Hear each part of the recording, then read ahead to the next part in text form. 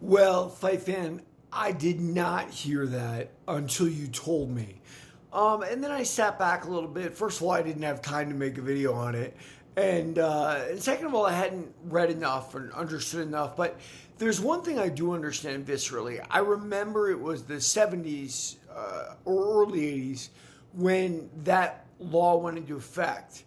And it had something to do with a tournament called the United States Tournament of Boxing, and it was by Don King. And we can both sit here and recognize that that did not go well. That Don King essentially raped boxing over the next, what was it? I guess 20 to 30 years, before he was kind of sidelined by ex-fighters becoming promoters like Oscar De La Hoya behind me, speaking out against that law.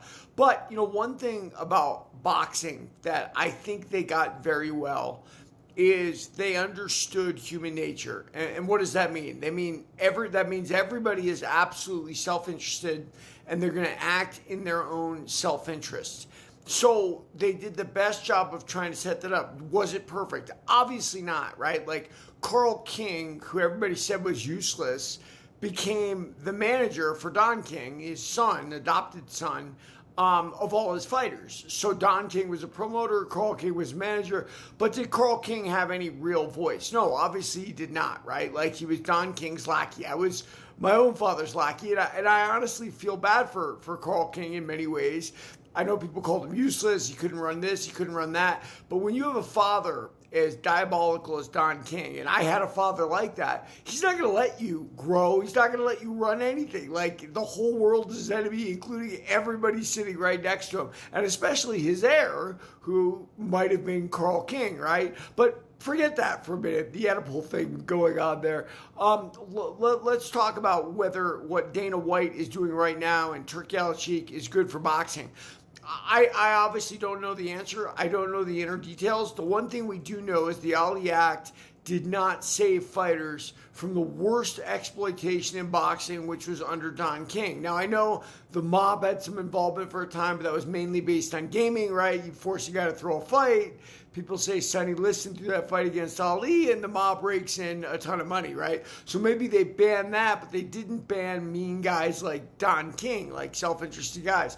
But can you ever do that? As Dana has won, as Dana's become richer and richer, do we see self-interest in Dana? Of course we do.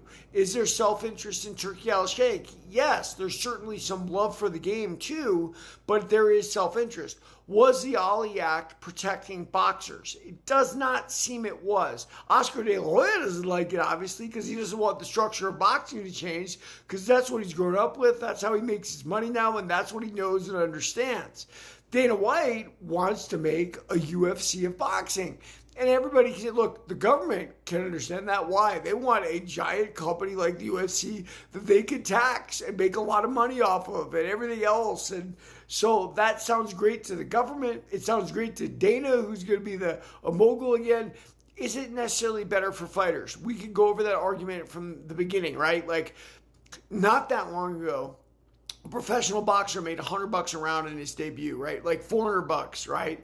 A UFC fighter in his debut makes $8,000, right? So there's the bottom. And then the top is UFC fighters never going to make over a certain amount, but boxers can make infinity, if you will. If you look at guys like Floyd Mayweather and Manny Pacquiao and everything else.